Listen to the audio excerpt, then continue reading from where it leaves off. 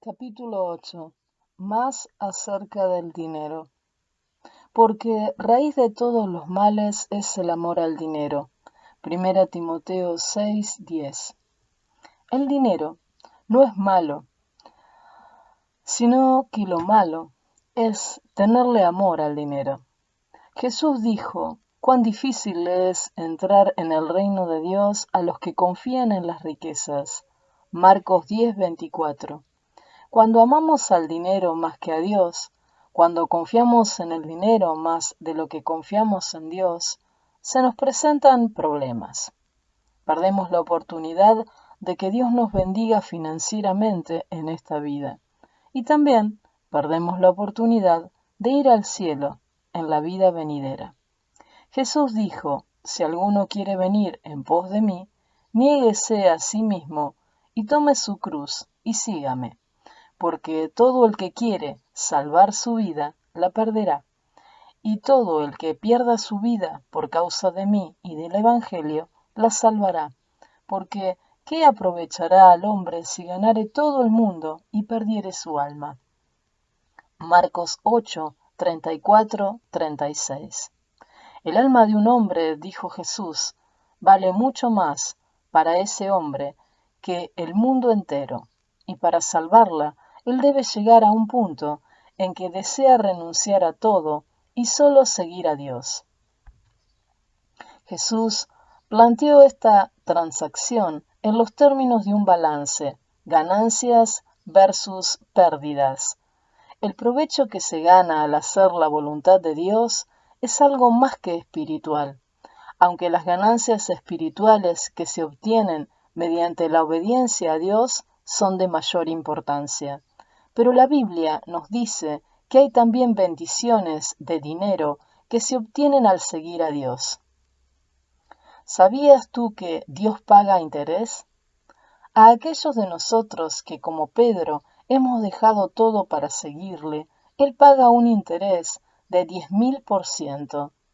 Dijo Jesús, de cierto os digo, que no hay ninguno que haya dejado casa, o hermanos, o hermanas, o padre, o madre, o mujer, o hijos, o tierras, por causa de mí y del Evangelio, que no reciba 100 veces más ahora, en este tiempo, casas, hermanos, hermanas, madres, hijos y tierras, con persecuciones, y en el siglo venidero la vida eterna.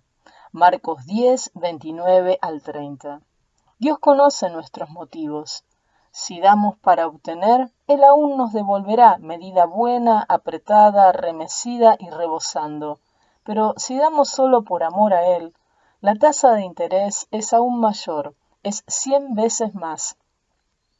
Una de las razones por que Dios desea que nosotros demos, especialmente nuestros diezmos y ofrendas, es para que podamos colocar el dinero en su propia perspectiva. Él desea que el dinero tenga el lugar que le corresponde en nuestra vida. Manejado impropiamente, el dinero puede convertirse en nuestro amo.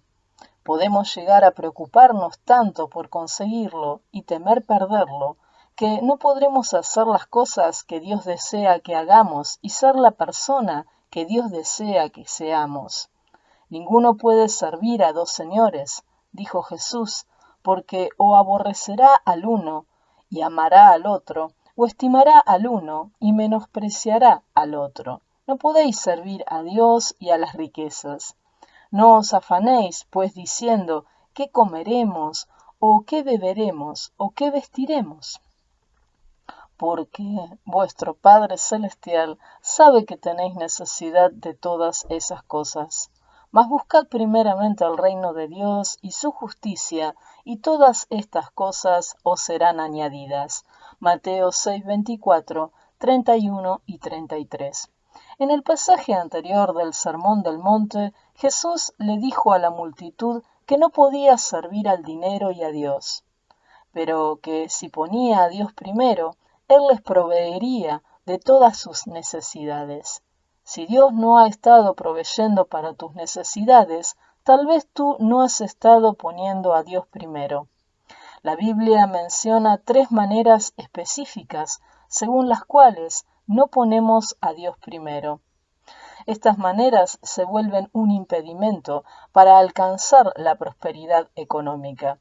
Si no las tenemos en cuenta, estas faltas pueden anular los principios que yo compartí contigo en el capítulo 7. Y créeme, aquellos principios multiplicarán tu dinero si los practicas correctamente y si no permites que ninguno de estos impedimentos sean un obstáculo.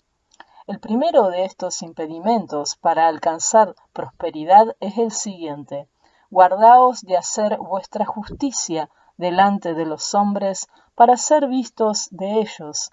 De otra manera, no tendréis recompensa de vuestro Padre que está en los cielos. Cuando pues des limosna, no hagas tocar trompeta delante de ti como hacen los hipócritas, para ser alabados por los hombres. De cierto os digo que ya tienen su recompensa. Mas cuando tú des limosna, no sepa tu izquierda lo que hace tu derecha, para que sea tu limosna en secreto, y tu Padre, que ve en lo secreto, te recompensará en público. Mateo 6, 1 al 4. Cuando oramos, ayunamos y cuando damos, la Biblia dice que debemos ser puros en nuestros motivos. Si hacemos lo que hacemos con el único fin de que otros nos vean, entonces esa será nuestra única recompensa, ser vistos por otros. Si, sin embargo, hacemos lo que hacemos en obediencia a Dios, entonces sí Dios nos recompensará. Si alguna vez has dado diezmos y ofrendas y no has sido bendecido, puede ser que esa sea la razón de no haber sido bendecido. Otra razón por la cual Dios algunas veces no ayuda a la gente a prosperar se debe a que la gente está pecando por pereza, alcoholismo, glotonería o falta de honestidad. Porque el bebedor y el comilón empobrecerán y el sueño hará vestir vestidos rotos. Proverbios 23-21. Un poco de sueño, cabeceando otro poco, poniendo mano sobre mano otro poco para dormir, así vendrá como caminante tu necesidad y tu pobreza como hombre armado. Proverbios 24, 33-34. Sabroso es al hombre el pan de mentira, pero después su boca será llena de cascajo. Los bienes que se adquieren deprisa al principio no serán al final bendecidos. Proverbios 20, 17-21. Ciertos pecados, de acuerdo con la Biblia, traen con ellos el castigo de la pobreza. Justamente así como Dios nos da más de lo que nosotros le damos mediante diezmos y ofrendas, cuando hacemos bien, cuando hacemos mal, Dios nos quita más de lo que lucramos con nuestros pecados. De la gente que hace mal, dice la Biblia, porque sembraron viento y torbellino segarán. Oseas 8:7. Sin embargo, la razón más común por la que muchas veces la gente no prospera cuando da sus diezmos y ofrendas es la misma por la cual la gente no recibe muchas de las otras bendiciones de Dios. No ha creído que Dios hará lo que Él dice que hará. Es aquí donde lo que digas es tan importante. Decir que Dios hará lo que Él ha prometido que hará edifica nuestro espíritu. Repítelo en voz alta: mi Dios suplirá todas mis necesidades. Él dijo que lo pusiese a prueba y lo hice. Estoy esperando que me devuelva muchas veces aumentado lo que yo le he dado.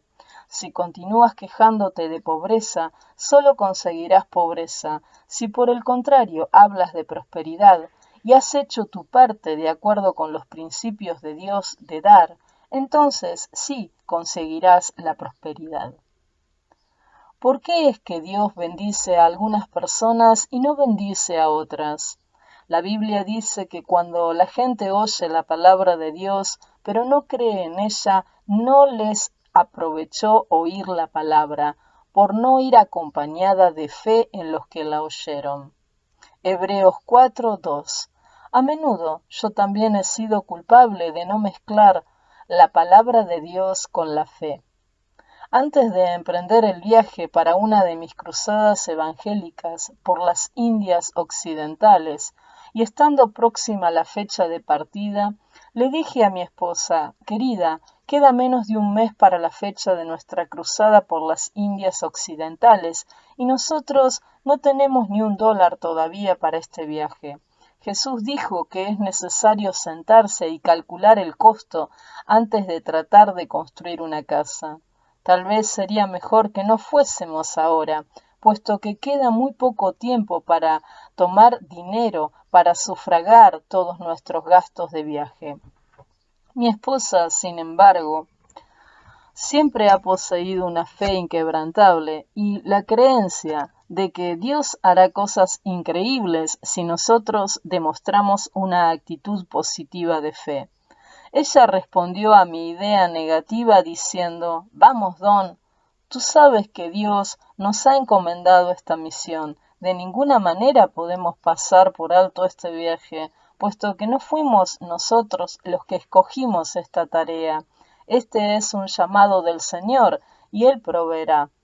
Comencé a citar Filipenses 4:19, mi Dios pues suplirá todo lo que os falta conforme a sus riquezas en gloria en Cristo Jesús. Desde entonces, mientras iba conduciendo mi coche de un sitio a otro, y muchas veces durante el día incesantemente afirmaba yo estas palabras, repitiéndolas una y otra vez, mi Dios suplirá todas mis necesidades. Cómo libertaban mi espíritu aquellas palabras, ellas fortalecían mi fe y cambiaban mi actitud, repitiendo esta escritura a mí mismo, creyendo y hablando a Dios, se obró el milagro que necesitaba.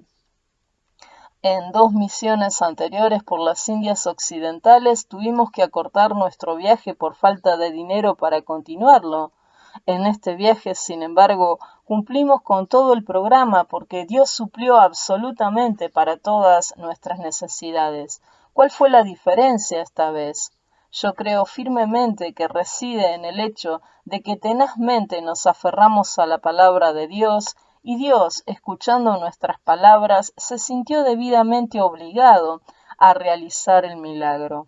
Mi esposa es una fuente constante de inspiración para mí en este asunto de que Dios suple nuestras necesidades. En 1961, mientras yo realizaba una cruzada, mi esposa e hijos residían en Victoria, Columbia Británica. Aun cuando el Señor bendecía maravillosamente la cruzada, la ofrenda de amor para apoyar mi ministerio era pequeña e inadecuada. Esto nos creó problemas financieros graves. Necesitábamos con urgencia más dinero para pagar nuestras cuentas y para sufragar los gastos de manutención. Durante un fin de semana fui a Victoria para visitar a mi familia brevemente antes de volver a la cruzada. En vista de que no tenía mucho dinero para dejar a mi esposa, comencé a sentirme frustrado. Pasamos la noche hablando a Dios cara a cara. Al fin Joyce oró, amado Dios, proveedor de todas nuestras necesidades, tú sabes que estamos con un gran problema aquí. Tenemos muy poco dinero. En realidad, no sé cómo vamos a arreglarnos esta semana. Tal vez es que tú no deseas más que Don continúe con esta cruzada. Si es así, nosotros lo comprenderemos. Tenemos la seguridad de que cualquiera que sea tu razón, tiene que ser buena. Entonces, si no suples nuestras necesidades, renunciaremos y dejaremos este ministerio a algún otro. Nosotros deseamos solo lo que tú deseas. Joyce, igual que Moisés en la antigüedad, había hablado desde lo profundo de su corazón a nuestro Señor. Y estoy totalmente convencido, puesto que la confirmación no se hizo esperar, de que nuestro Padre Celestial estaba muy complacido con su hija por haberle hablado tan libre y francamente. Las palabras de Joyce y la promesa de Dios determinaron la diferencia. Aquella oración cambió la situación para nosotros, espiritual y financieramente. Nunca más estuvimos tan pobres, ya sea de fe como de finanzas. Un día estaba yo en el aeropuerto de Tórtola y comencé a hablar con un hombre que después supe que era vendedor. Al principio nuestra conversación fue la de dos extraños respecto al porqué de mi presencia allí y el motivo que lo había llevado a él a ese lugar. A medida que conversábamos nos dimos cuenta de que ambos teníamos muchas cosas en común. Ambos éramos creyentes. Finalmente él me dijo que tenía una historia que deseaba contármela, algo completamente inexplicable y fuera de lo común. Yo no creo mucho en los sueños, él me aclaró, pero algo me sucedió hace unos pocos años que hasta este momento ha quedado como un misterio. Por algunos años, él continuó, yo había estado viajando en representación de una gran compañía mayorista en San Luis, Missouri.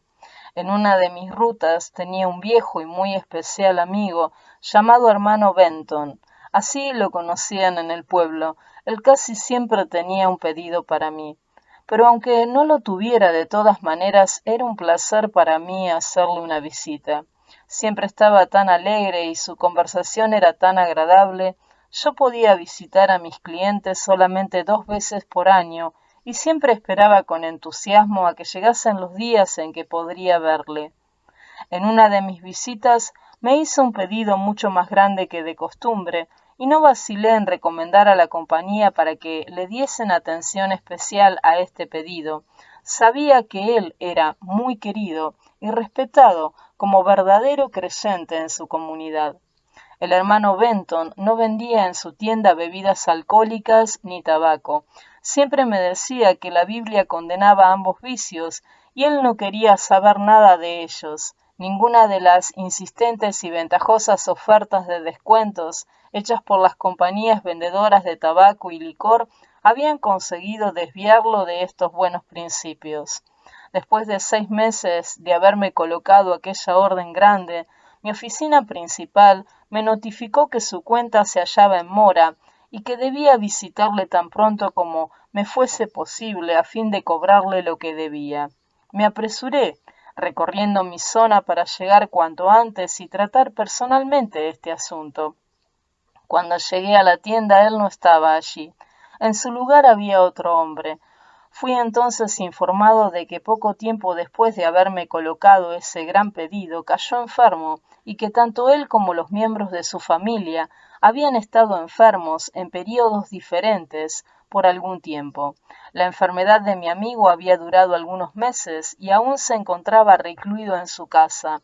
No lo vi personalmente, pero me hizo llegar un mensaje diciendo que ese asunto se arreglaría al fin satisfactoriamente. Él había sufrido más pérdidas de las que se imaginaba. Transcurrieron otros 6 meses y la deuda continuaba impaga. Escribí a mi oficina principal y les expliqué exactamente cuál era la situación. En vista de esto, suspendieron todo procedimiento legal contra él. 6 meses más volvieron a transcurrir y entonces mi oficina me ordenó que fuese inmediatamente al lugar, ya sea para cobrar el dinero o entablar juicio contra él. No me quedaba ninguna alternativa. Sin embargo, le digo a usted, me revelaba en lo íntimo la idea de tener que proceder en contra del señor Benton. La noche antes de llegar a su pueblo no pude dormir. Pasé varias horas dando vueltas en la cama, tratando de encontrar la forma de evitar el procedimiento legal contra mi viejo amigo. Yo sabía que él era un buen hombre y que no tenía culpa absolutamente de lo que le sucedía. Mientras me daba vueltas en la cama debí haberme quedado dormido porque soñé que estaba visitando a mi amigo y que nos hallábamos sentados en la sala de su casa rodeados de todos sus familiares. Él se volvió hacia mí y me dijo: en este instante vamos a comenzar nuestro servicio religioso matinal y nos gustaría mucho que nos acompañase. Yo le respondí con placer. Él dijo entonces: vamos a leer el Salmo 23. Comenzó a leer y me quedé sorprendido de las palabras que oía. Yo había aprendido aquel salmo hacía mucho tiempo en la escuela dominical y nunca me olvidaré que el Señor es mi pastor. Mi corazón se llenó de júbilo cuando escuché las palabras que él leyó, aun cuando nunca antes las había escuchado en esa forma. Él leyó: el Señor es mi banquero, no fracasaré. Él me hace acostar en minas de oro, él me dará la combinación de su caja fuerte. Él restituye mi crédito, él me enseña cómo evitar un juicio por amor a su nombre. Por eso, aunque camino en sombras de deudas, nada temo, porque tú estás conmigo, tu plata y tu oro me salvan, tú preparas un camino para mí en presencia de los cobradores, tú llenas mis tanques con aceite y mi medida rebosa. Seguramente la bondad y la misericordia me seguirán por todos los días de mi vida, y yo haré negocios en el nombre del Señor. Después de que hubo leído la escritura, se arrodilló y oró. En mi vida nunca había oído tal plegaria. Casi me quedé sin respiración cuando él pidió al Padre Celestial bendecirme porque era su amigo. Con su amén me desperté de un salto. Yo había planeado con anterioridad visitar a mi amigo en su casa por la mañana temprano. Me levanté, me vestí y llegué a su casa, justamente cuando el sol despuntaba. Me recibió en la puerta con una sonrisa y un afectuoso apretón de manos. Me dijo, pase, llega a tiempo, estamos por empezar nuestras oraciones de la mañana y nos agradaría muchísimo que nos acompañara. Me presentó a su esposa e hijos, tomó su Biblia y dijo, vamos a leer el Salmo 23. Él leyó con voz clara y fuerte, pero exactamente como está escrito en la Biblia. No puedo describir todo lo que yo sentía mientras él leía.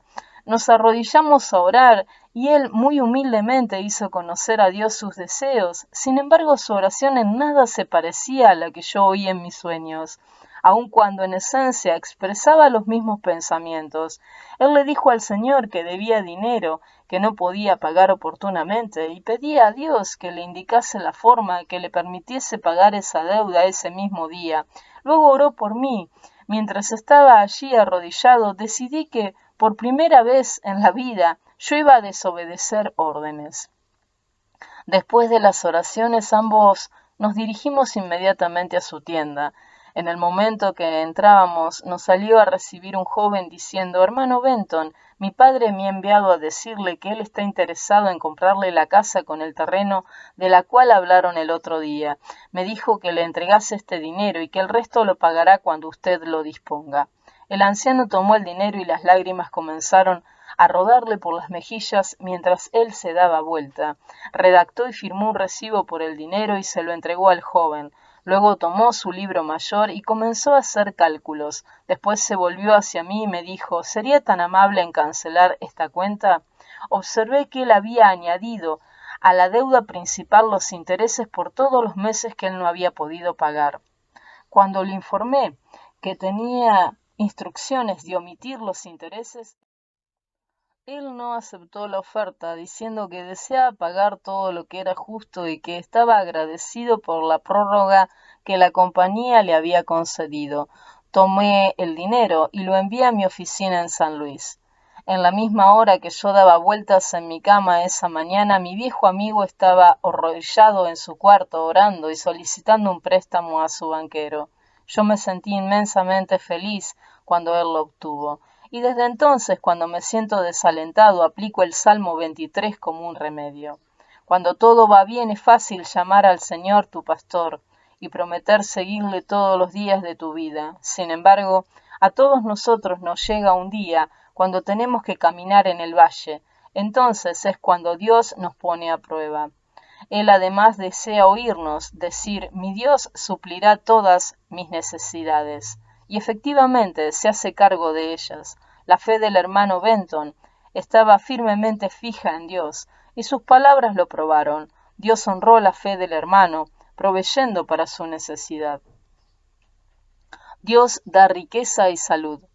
Esta es una frase poderosa en la que algunos no confiarán fácilmente. Se ha llegado a pensar que no es espiritual poseer riquezas, y aun el don de la salud que nos da Dios generalmente se mira como que no es probable obtener. La palabra riqueza significa recursos, medios para pagar nuestras obligaciones. Dios no promete hacernos millonarios, pero Él sí suple todas nuestras necesidades. Filipenses 4:19.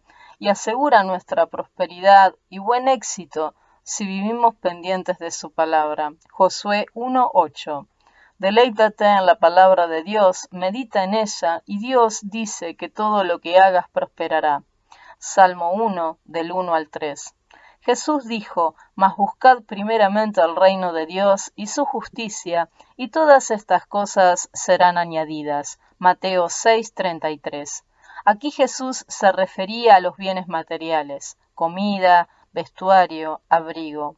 Jesús no dijo que si buscamos primero el reino de Dios, todas estas cosas os serán quitadas. No, Él dijo que todas estas cosas, nuestras provisiones materiales, nos serán añadidas.